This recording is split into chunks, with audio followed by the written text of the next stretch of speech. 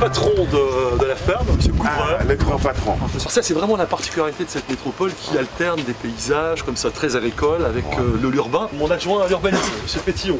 Certains ont trouvé des astuces, les uns ont développé l'apiculture pour créer du miel, enfin tous les produits dérivés du miel.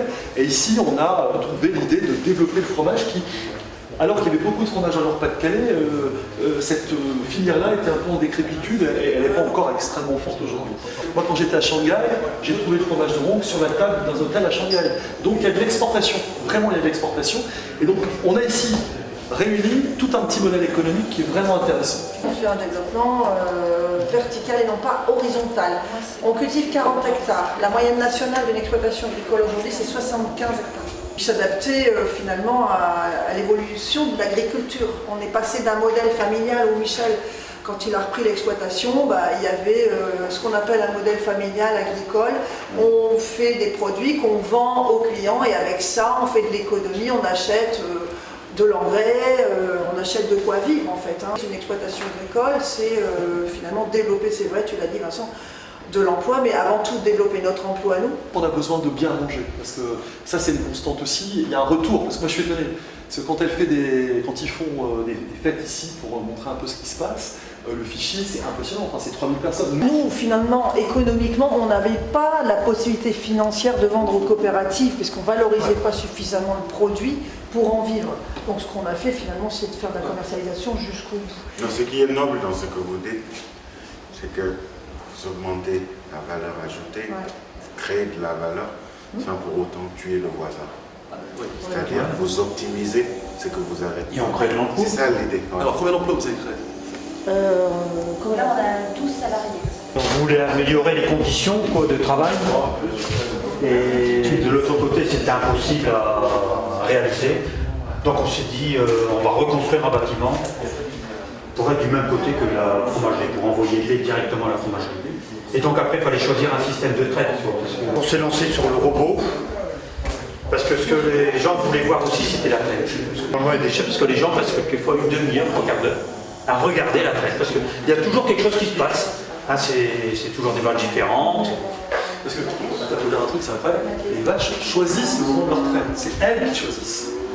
Ouais, elles arrêtent toutes seules. Elles tiennent toutes seules là-dedans, à tout moment, le jour et la nuit, ça n'arrête jamais. Oui, et puis ils travaillent 24 heures sur 24. Et s'il y en a une qui aime bien traite un peu plus que les autres, l'ordinateur il reconnaît et il dit non, non, non, allez, bouffe. Et donc il y a un jet de vapeur qui les fait.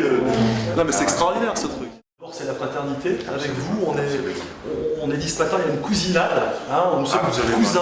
Qui date de plusieurs centenaires. On pense que l'Afrique c'est un relais de croissance très important pour notre pays, pour notre région, pour l'Europe, qui en a vraiment besoin. Et c'est vraiment, c'est ce que dans ton discours de ce matin qui était très très juste, c'est du win-win, c'est du gagnant-gagnant. Et donc c'est dans cet esprit-là qu'on veut vraiment travailler.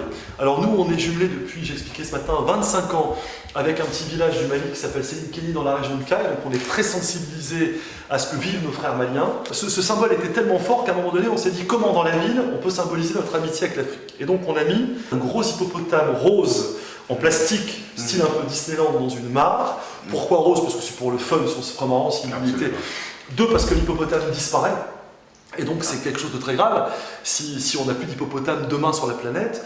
Et 3, parce que c'est le symbole du Mali, comme tout le monde sait, avec toute la légende qu'il y a autour de ça. Enfin, le Sénégal est en train de relever un défi absolument formidable, en consacrant 20 milliards d'euros quand même à travers le PSE, hein, le plan émergence. C'est extraordinaire parce que vous allez travailler sur les infrastructures, ça va sur du dur, du lourd, mais ça va aussi sur le détail, c'est-à-dire la formation, comment on accompagne les gens, comment on met les gens au travail. Donc c'est à la fois créer de l'avenir du durable, mais aussi tricoter dans le détail. Je trouvais ça c'était remarquable. Donc nous, si on peut contribuer, si à travers Thérèse Marie, Michel, on peut contribuer à vous aider, on sera très très heureux d'y participer. C'est émouvant, voilà, c'est ça les valeurs que nous partageons. Je pense. C'est-à-dire des relations basées exclusivement sur l'intérêt des populations que nous dirigeons, basées sur la production et l'évolution.